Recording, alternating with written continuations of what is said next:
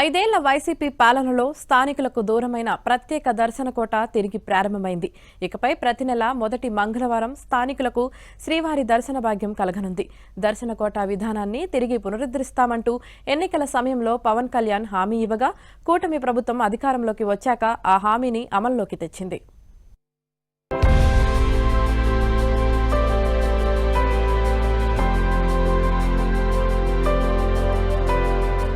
అఖిలాండ కోటి బ్రహ్మాండ నాయకుడైన శ్రీనివాసుడి దర్శనంలో స్థానికులకు ప్రాధాన్యత ఇవ్వాలని టీటీడీ నిర్ణయించింది.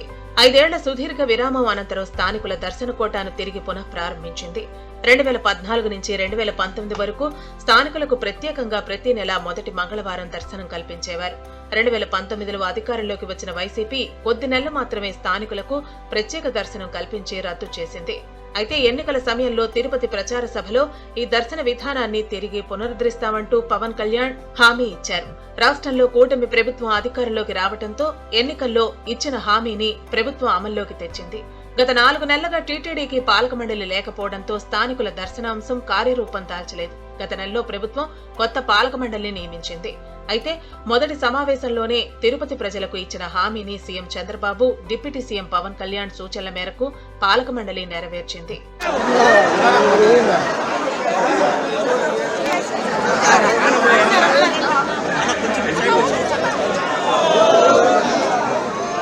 గతంలో తిరుపతి నియోజకవర్గ పరిధిలోని ప్రజలకు మాత్రమే అందుబాటులో ఉన్న ఈ ప్రత్యేక దర్శన విధానాన్ని చంద్రగిరి, శ్రీకాళహస్తి నియోజకవర్గంలోని 3 మండలాలకు టీటీడీ విస్తరించింది.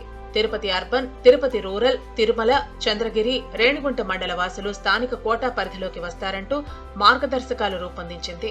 స్థానికులు తమ ఒరిజినల్ ఆధార్ కార్డు చూపిస్తే దర్శన టోకెన్లు పొందే విధంగా నిబంధనలు అమల్లోకి తెచ్చారు.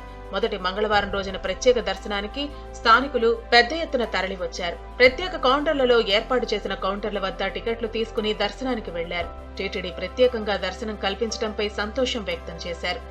నెలకు ఒక రోజు స్థానికులకు మంగళవారం ఇస్తున్నారు దర్శనం అంతా. అట్లాంటిది ఇప్పుడు మళ్ళా కల్పించడం వల్ల మాకంతా చాలా ఆనందదాయకం ఉంది.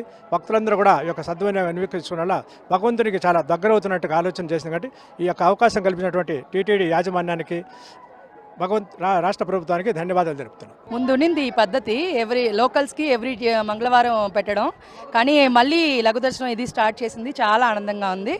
మెయిన్ మాకు ఈ ప్రాప్తం దక్కినందుకు చాలా హ్యాపీ అండి. నిన్న క్యూ లైన్లో కూడా ఏం తోపులాట లేకుండా టికెట్లు ఇవ్వడం కానీ అన్నీ చాలా పద్ధతిగా జరిగింది. క్యూ లైన్ కానీ అన్నీ ప్రశాంతంగా జరిగింది.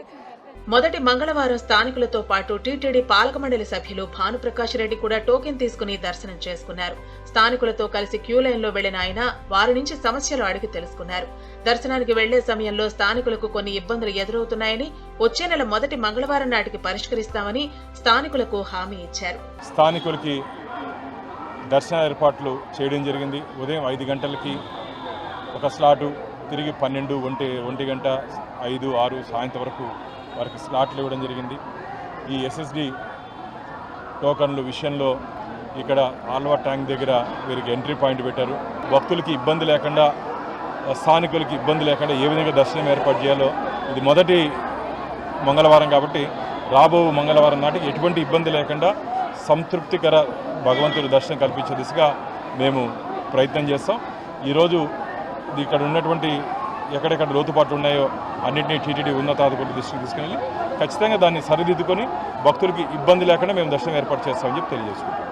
ఇకపై ప్రతి నెల మొదటి మంగళవారం 3000 మంది స్థానికులకు టీటీడీ ప్రత్యేకంగా స్వామివారి దర్శనం చేయించనుంది. స్థానికుల నుంచి వచ్చే డిమాండ్ మేరకు కోటా పెంపుపై టీటీడీ పాలక మండలి నిర్ణయం తీసుకోనుంది.